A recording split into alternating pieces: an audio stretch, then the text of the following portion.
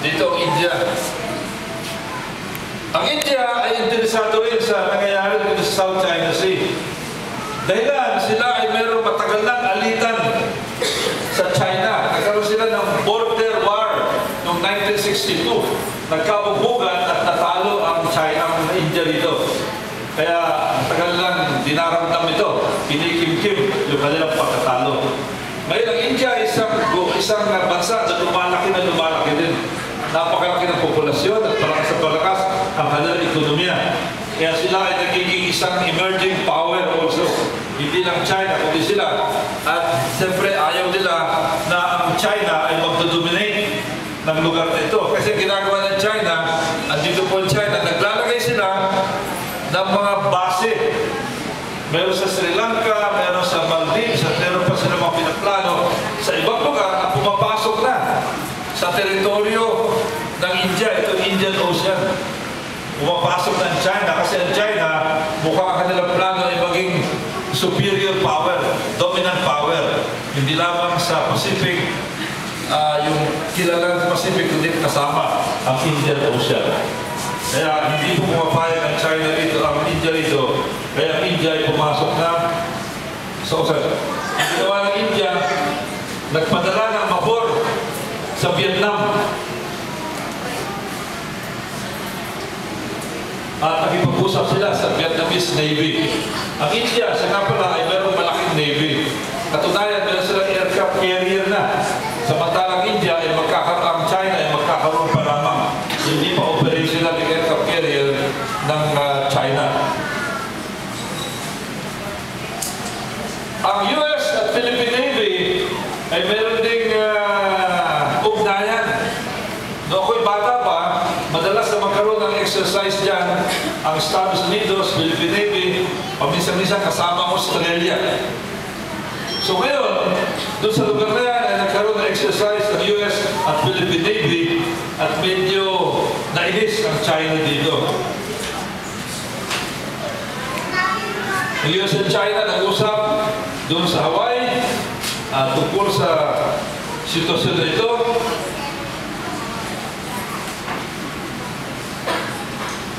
Nagkaroon po ng kilos doon sa Senado sa Estados Unidos.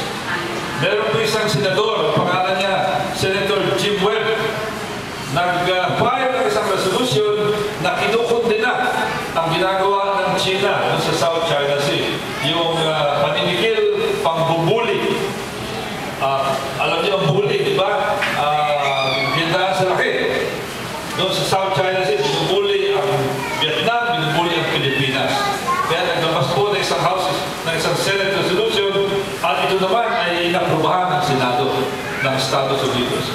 Nagkataon po ang nag-file ng resolution nila sa US Senate ay si Jim Webb na matagal ko ng kaibigan dahil iisang eskwelahan ng aming pinanggalingan.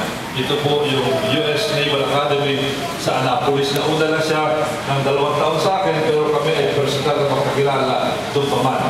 Nakapasala sa akin dito at man nakapasala sa kanya. So ito yung pinag-uusapan ngayon. Ngayon, mabuti na lamang. At itong banda huli, kasi noon na nagtataka ako kasi yung mga pahayag na narinig ko doon sa ibang sektor, sabi nila, bakit daw tayo ay nakikipag-alayan sa Estados Unidos?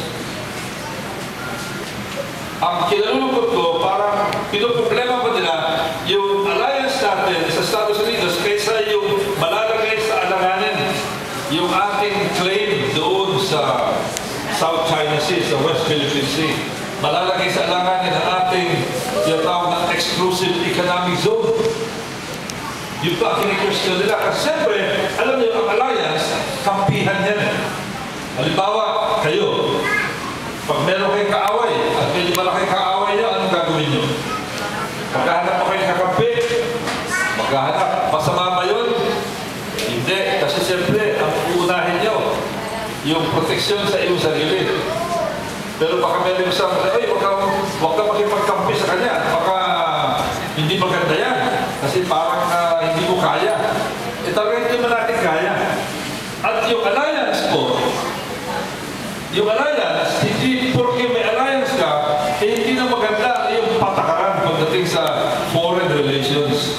Alam niyo kasi, kahit na nung una pa, 200 years ago, 300 years ago, hundreds of years ago, ordinaryo ng isang bansa, kahit anong laki, ay nakikipag-alaya sa ibang bansa. Halimbawa, nung panahon ni Napoleon, yung England, napaka-makapangyarihang bansa. Nung panahon na yan, tinuturing na pinakamapangyarihan sa buong daigdig. Pero, nung makalaban ang France under Napoleon, ang England nakipag-alaya sa Prussia, nakipag-alaya sa Italy, sa Austria, sa Russia.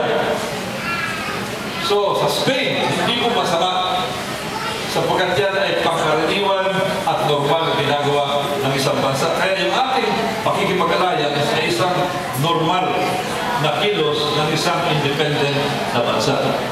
So mabuti po at nagkaroon na rin ng demonstration dito sa loob ng Pilipinas at makikita nyo kung sino po ang mga demonstrator dito. Makikita nyo sa nakalagay na bandera dito. Yan po yung PLM, yung inyong grupo. Kaya palampakan natin yung grupo nyo. Sa harapan ng Chinese consulate sa Makati para magkaroon ng political settlement doon sa separate list. At nagkaroon din ng suporta sa US House, sa Kamara de Representantes nila. Hindi lamang Senado, kundi sa Kamara de Representantes. Merong ibang nagsasabi, baka daw magkaroon ng giyera dahil lang sa South China Sea. Kasi maraming mga bansa ang interesado dyan. Asian war feared over Spratly's Road. Australia, military. Australia, pumasok na rin. Kapag nag-aalala Australia na merong makapangyarihang bansa sa kanilang norte. Australia kasi nasa baba. A power, a threat from the north. At ito, nag-aalala sila kasi noong Second World War, muntik-muntikan na rin sila. Malapit na ang Japanese Navy, ang mga Japanese military sa Northern Australia.